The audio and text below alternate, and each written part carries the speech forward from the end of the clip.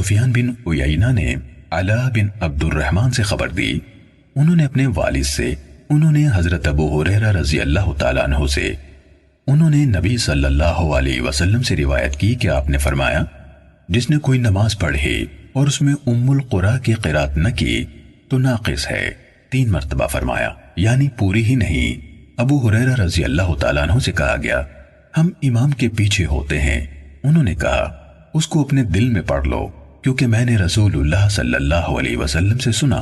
آپ فرما رہے تھے، اللہ تعالیٰ نے فرمایا، میں نے نماز اپنے اور اپنے بندے کے درمیان آدھی آدھی تقسیم کی ہے، اور میرے بندے نے جو مانگا اس کا ہے۔ جب بندہ الحمدللہ رب العالمین یعنی سب تعریف اللہ ہی کے لیے ہے جو جہانوں کا رب ہے کہتا ہے تو اللہ تعالیٰ فرماتا ہے میرے بندے نے میری تعریف کی، اور جب وہ کہتا ہے الرحمن الرحیم یعنی سب سے زیادہ رحم کرنے والا اور ہمیشہ مہربانی کرنے والا، تو اللہ تعالیٰ فرماتا ہے میرے بندے نے میری ثنا بیان کی۔ پھر جب وہ کہتا ہے مالک یوم الدین یعنی جزا کے دن کا مالک، تو اللہ فرماتا ہے میرے بندے نے میری بزرگی بیان کی، اور ایک دفعہ فرمایا میرے بندے نے اپنے معاملات میرے سپرد کر دیے۔ پھر جب وہ کہتا ہے ایاک نعبد و ایاک نستعین یعنی ہم تیری ہی بندگی کرتے اور تجھی سے مدد چاہتے ہیں، تو اللہ فرماتا ہے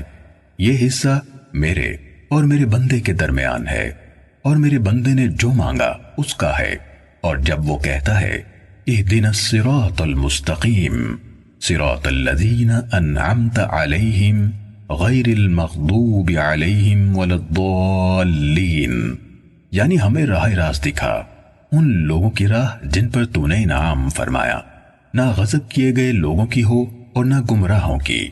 تو اللہ فرماتا ہے یہ میرے بندے کے لیے ہے اور میرے بندے کا ہے جو اس نے مانگا۔ سفیان نے کہا مجھے یہ روایت علا بن عبد الرحمن بن یعقوب نے سنائی، میں ان کے پاس گیا، وہ گھر میں بیمار تھے، میں نے ان سے اس حدیث کے بارے میں سوال کیا تو انہوں نے مجھے یہ حدیث سنائی۔ صحیح مسلم حدیث نمبر 878۔